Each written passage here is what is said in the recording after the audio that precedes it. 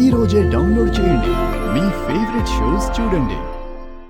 అవును అహల్య, అదితి గురించి బాధపడకు, పెద్దావిడ గురించి భయపడకు.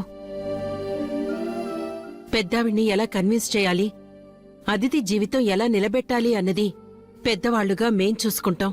నువ్వు ప్రశాంతంగా ఉండు. మీ అందరి కష్టాలకి కారణం నేను. అలాంటిది నేను ప్రశాంతంగా ఎలా ఉంటానండి?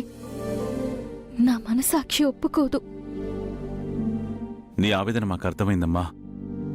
ఒక ప్రాబ్లం సాల్వ్ చేయాలంటే అందులో ఒకరు బాధపడతారు, మరొకరు లాభపడతారు.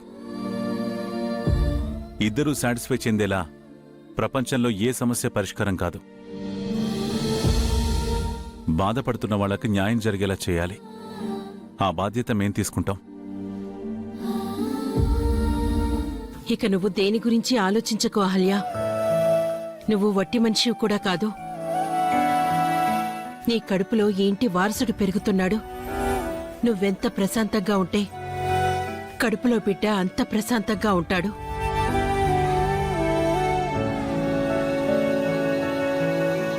నువ్విలా అన్నీ తలుచుకొని బాధపడుతుంటే అది నీకు నీ బిడ్డకు మంచిది కాదమ్మా.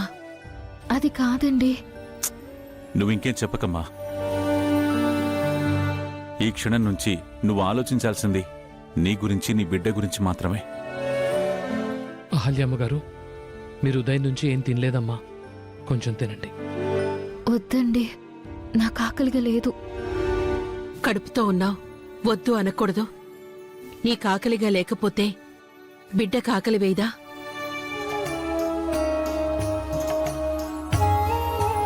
తినమ్మా, తినమ్మా.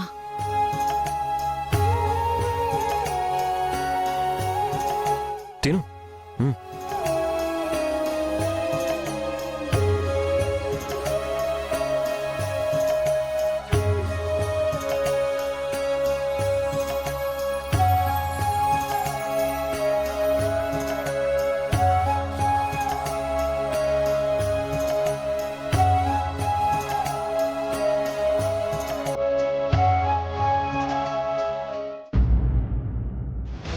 రే గౌతమ్, ఒసే అహల్య, రండే బయటికి.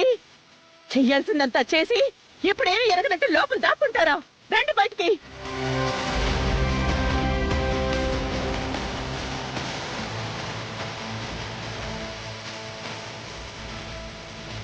ఏంటి ఆమెని నా ఇంటికే గన్ తీసుకొచ్చావు? నువ్వు మేజర్ అయితే నాకేం భయం లేదు. ముందు నీ కొడుకుని పిలవయ్యా. ఈ రోజు వాడు నా చేతిలో చచ్చాడే. తొందరపడకు యామిని, ఆవేశపడద్దు. నీ మనవణ్ణి, ఆ అహల్యని చంపేయాలని డిసైడ్ అయ్యి వచ్చాను. మీరు కాదు కదా, ఆ దేవుడు కూడా కాపాడలేడు.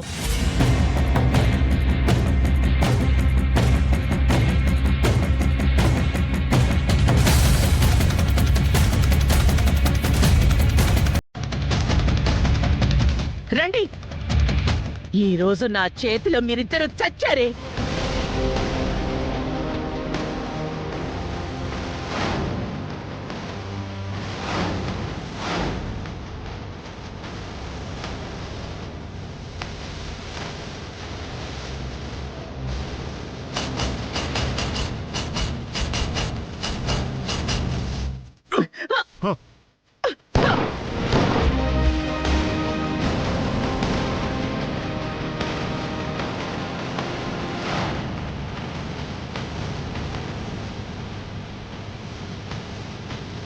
గన్నివ్వు. వదలండి. వదలండి. ఇవాళ వాళ్ళు చావాల్సిందే. యామిని.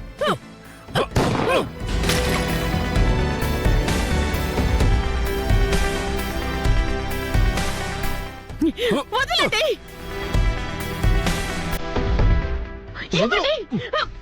యామిని.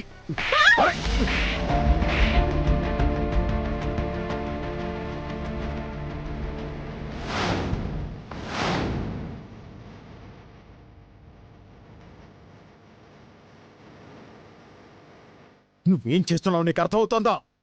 నీకేమన్నా పిచ్చి పట్టిందా? అవును, నాకు పిచ్చే పట్టింది. వీడికి ఎలా అహల్య పిచ్చి పట్టిందో నాకు నా కూతురి పిచ్చి పట్టింది.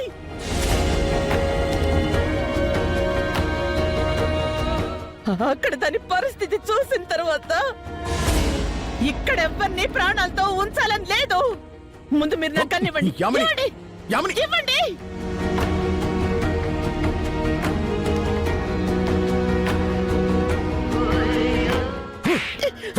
జమిని, రవి ఆగు. నువ్వు మాట్లాడక అర్జున్. నీకే కాదు, ఈ ఇంట్లో ఎవ్వరికీ మాట్లాడే అర్హత లేదు.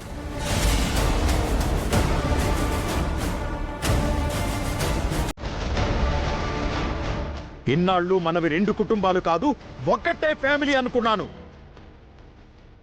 కానీ నీ కొడుకు నా కూతుర్ని కాదని ఈ అహల్యను పెళ్లి చేసుకుని వస్తే అది తన మొదటి తప్పుగా భావించి మంచి చెడులను ఆలోచించి మన స్నేహాన్ని దృష్టిలో పెట్టుకొని క్షమించి సైలెంట్ గా ఉన్నాను. మిమ్మల్ని పన్నెత్తి మాట అనకుండా నా భార్యని నా కూతుర్నే తిడుతూ వచ్చాను. కానీ నీ కొడుకు తప్పుల మీద తప్పులు చేస్తున్నాడు. ప్రతిసారి నలుగురిలో మమ్మల్ని అవమానపరిచి మా మనసుని గాయపరుస్తున్నాడు. నా కుటుంబాన్ని నా కూతుర్ని హీనంగా చూస్తుంటే ఎన్నాళ్ళు నా భరించేది సహించేది? కనీసం వాడు చేసే పని తప్పు అని ఖండించే స్థితిలో కూడా నువ్వు నీ కుటుంబం లేదు అంటే ఏమనుకోవాలి?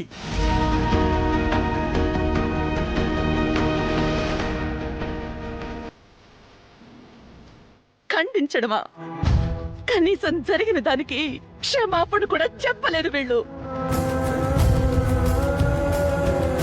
వారసుడు వస్తున్నాడు అని తెలియగానే మనల్ని పక్కన పరేసి మనం ఏమవుతామో కూడా పట్టించుకోకుండా కనీసం కన్నెత్తి కూడా చూడకుండా ఆనందంగా ఇంటికొచ్చేశారు.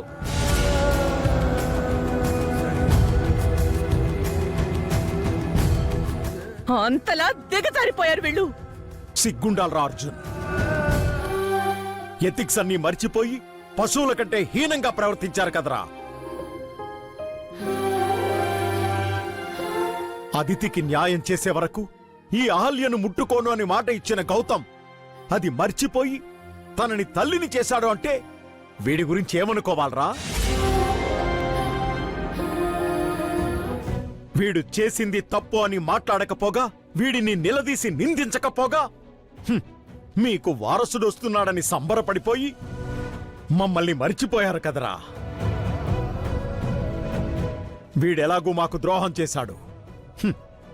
కనీసం మీకైనా మాకు న్యాయం చేయాలనిపించలేదా?